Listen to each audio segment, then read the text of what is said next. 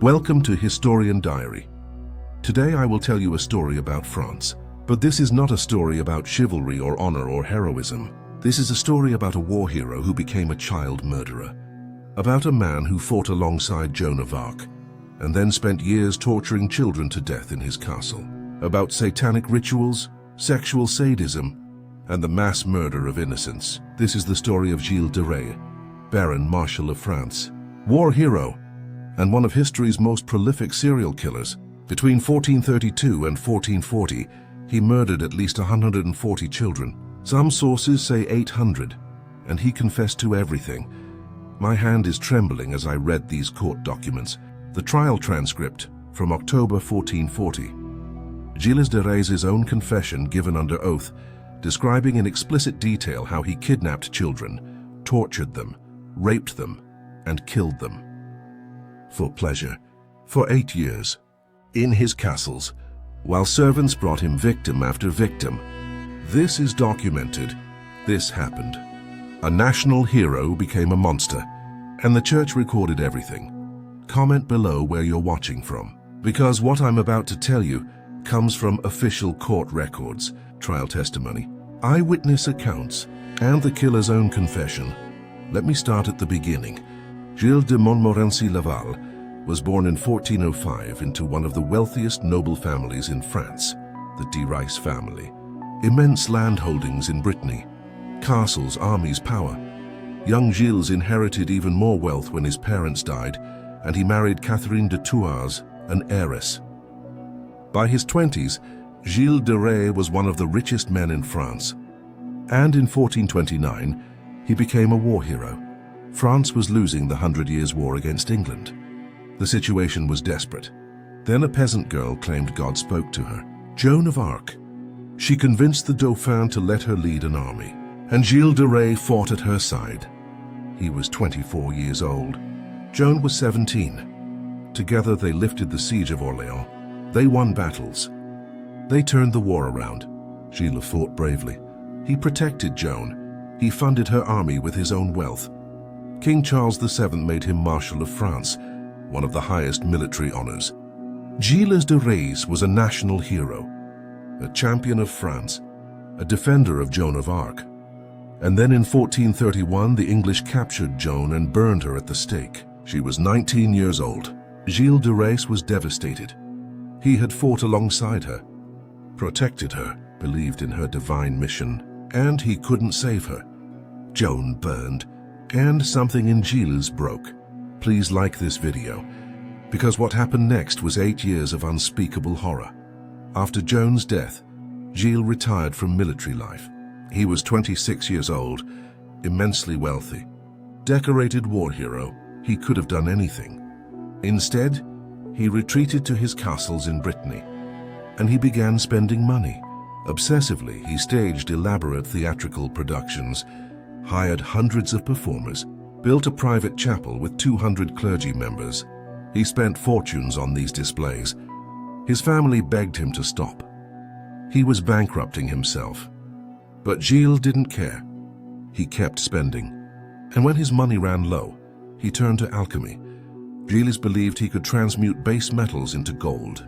He hired alchemists, occultists, men who claimed they could summon demons who would reveal the secrets of creating gold. And these men told Gilles, to summon demons you need sacrifices. Blood sacrifices. The innocent blood of children would please the demons, would bring them forth, would grant unlimited wealth and power, and Gilles de Rais agreed. The court records describe what happened next. Testimony from servants, from accomplices, from Gilles himself. In 1432, around age 27, Gilles de Rais began his killing spree. It started at his castle in Machecoul. He would send servants into nearby villages, looking for children, peasant children, poor families. The servants offered work, or food or money. Parents, desperate and trusting a nobleman's offer, sent their children to the castle. The children never came home. Subscribe to Historian Diary if you haven't already, because what I'm about to describe comes directly from trial testimony and Gilles de Rais' confession. Once children arrived at the castle, Gilles would select them. Boys, mostly, between ages 6 and 16, sometimes girls. He preferred beautiful children. Blonde hair, fair skin, innocent faces. Servants would bring the child to Gilles' private chambers. The child would be confused, frightened, promised they'd be sent home soon, that they were helping the nobleman, that everything was fine. Then Gilles would lock the door. The confession describes what happened in explicit, horrifying detail. Gilles would first comfort the child, tell them not to be afraid. Then he would assault them. Sexual assault, rape. The trial testimony describes Gilles forcing himself on these children while they screamed and cried. And then, during or after the assault, he would begin the torture. The methods varied. Sometimes he hanged children from hooks and cut their throats, collecting blood in bowls for his alchemical rituals. Sometimes he beheaded them. Sometimes he dismembered them while they were still alive, cutting off hands, feet, limbs. The confession describes Gilles sitting on the children's stomachs and chests, crushing them slowly, watching them suffocate. He particularly enjoyed watching their eyes as they died. He described it as the most beautiful thing. After killing them, Gilles would violate their corpses. Necrophilia. He confessed to this, to finding dead children more satisfying than living ones, because they couldn't resist or make noise. The court records describe Gilles kissing the severed heads of his victims, keeping body parts as trophies, becoming sexually aroused by the sight of blood and death, and then his servants would dispose of the bodies, burned in the castle fireplaces, buried in secret locations, thrown into cesspits, hidden in the castle walls. For 8 years, hundreds of children disappeared, and Gilles de Rais, war hero, Marshal of France, continued killing. Comment below. How was this allowed to continue for 8 years? Why didn't anyone stop him? Here's the disturbing answer. People tried. Parents reported missing children. They suspected something was wrong at Gilles' castles. But Gilles de Rais was a baron, a war hero, one of the richest, most powerful men in France. Who would believe peasants accusing a national hero? Who would investigate a Marshal of France? Local authorities were intimidated. The church initially looked the other way. Gilles had connections, wealth, status. He was untouchable. His main accomplices were Henriette Griard and Etienne Corriot, called Poitou, his servants. His procurers. They found the children. They helped with the murders. They disposed of bodies. Later, a man named Francesco Prelati joined them, an Italian alchemist who encouraged Gilles' belief that child sacrifice would summon demons and create gold. These men enabled Gilles for years, but by 1440 Gilles' protection was crumbling. He'd spent his fortune. His family had legally restricted his ability to sell more property. Desperate for money, Gilles made a fatal mistake. He kidnapped a clergyman named Jean Le Ferron during a property dispute. This was different from murdering peasant children. This was attacking the church. Bishop Jean de Malestroit of Nantes immediately launched an investigation, and once they started looking into Gilles de Rais' activities, everything unraveled. Parents came forward, testified about missing children. Servants, afraid of being implicated, confessed what they'd seen. The bodies were found. Remains in castle cellars, bones in fireplaces. The evidence was overwhelming. On September 15, 1440, Gilles de Rais was arrested. Please share this video, because what happened at the trial shocked medieval France and reveals details that make this one of history's most disturbing cases. The trial began October 8, 1440 in Nantes, both ecclesiastical and secular courts. The charges: murder, sodomy, heresy, and invoking demons. The prosecutors had evidence, bodies, testimony from servants, reports from parents. But they needed Gilles to confess. Because he was a nobleman, his confession would seal the case. At first, Gilles refused to speak. He called the charges absurd. He raged at the judges. He was Gilles de Rais, Marshal of France, hero of Orléans. How dare they accuse him? But the court threatened excommunication, then threatened torture. On October 21st, faced with torture, Gilles de Rais broke down, and he confessed everything. The confession is one of the most detailed serial killer testimonies in history. Gilles admitted to everything. He described the murders, the sexual assaults, the torture methods, the necrophilia. He estimated he'd killed at least 140 children, though he said he'd lost count. He wept as he confessed. He said he'd been possessed by demons, that his soul was damned, that he deserved death. But he also provided details, names, locations, methods. The confession went on for hours. His accomplices, Henriette and Poitou, also confessed.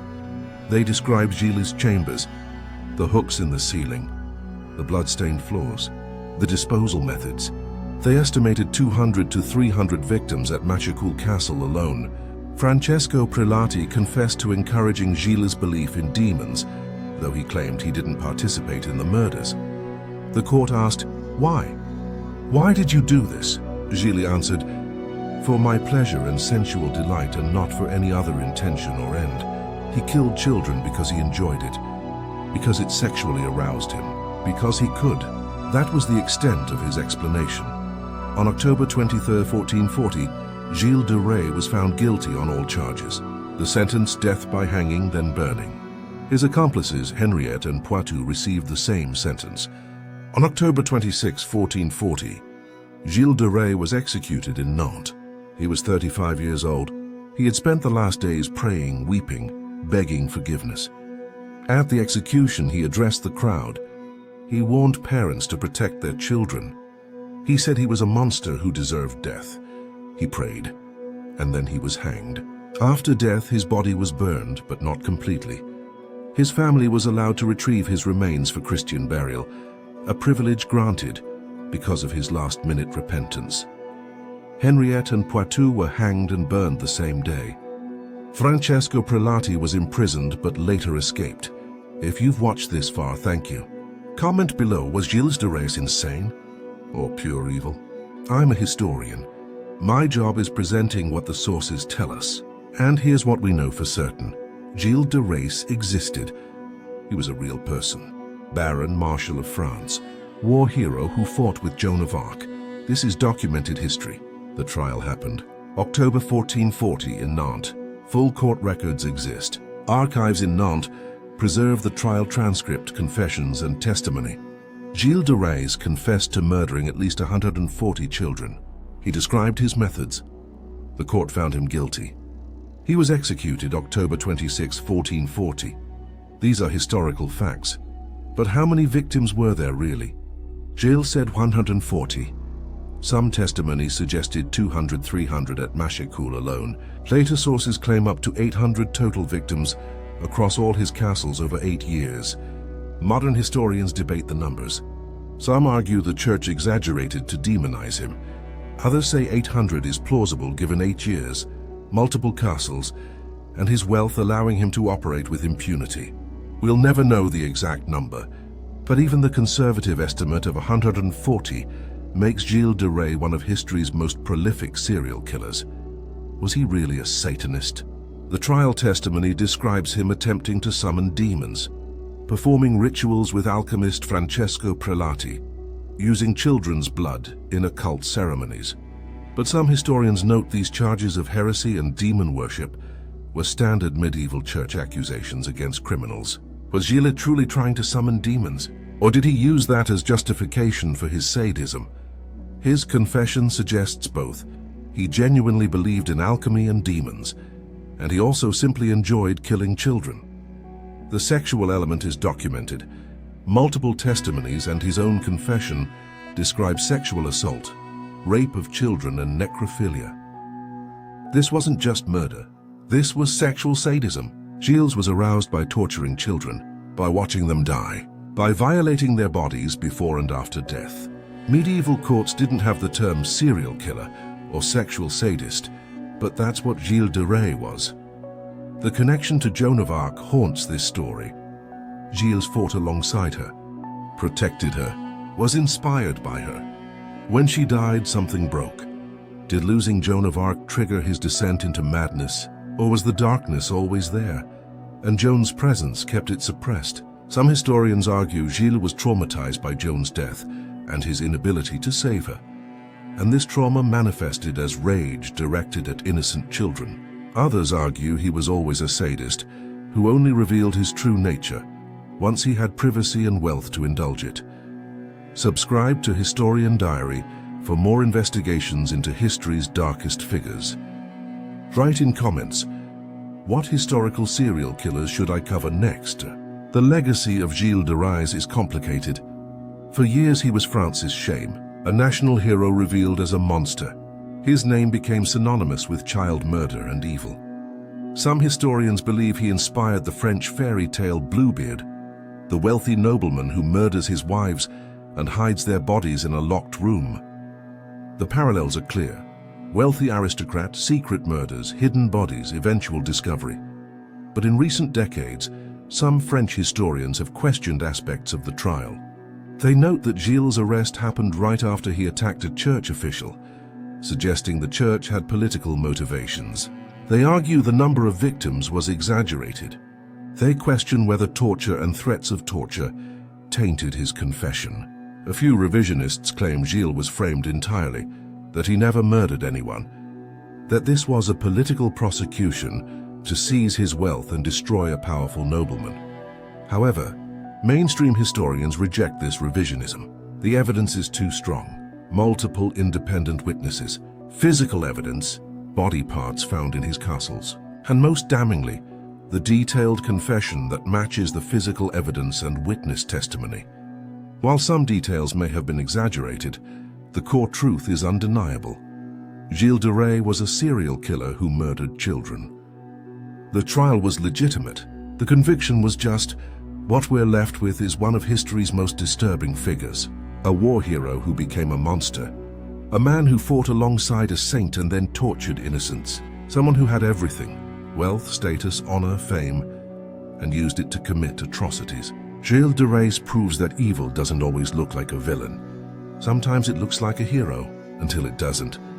Thank you for watching Historian Diary. This is history, dark history, the kind that shows human beings at their worst, the kind that reveals that monsters aren't always obvious, that people we celebrate can hide horrifying secrets, that wealth and power can enable evil for years before justice catches up.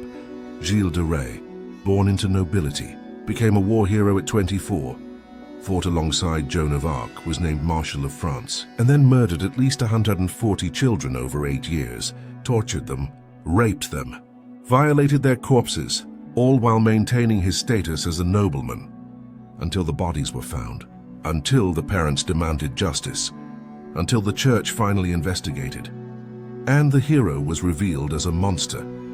In his final confession, Gilles wept and said, "I am the worst man who ever lived." For once, he wasn't exaggerating. On October 26, 1440, the executioner hanged him. France's war hero, France's serial killer, dead at 35, leaving behind at least 140 destroyed families, at least 140 murdered children, and a legacy as one of history's most horrific criminals. That's the story of Gilles de Rais, war hero turned child killer, the man who fought alongside Joan of Arc and then became a monster. Documented, confessed, executed, a true story from medieval France that remains shocking 584 years later. See you next time on Historian Diary.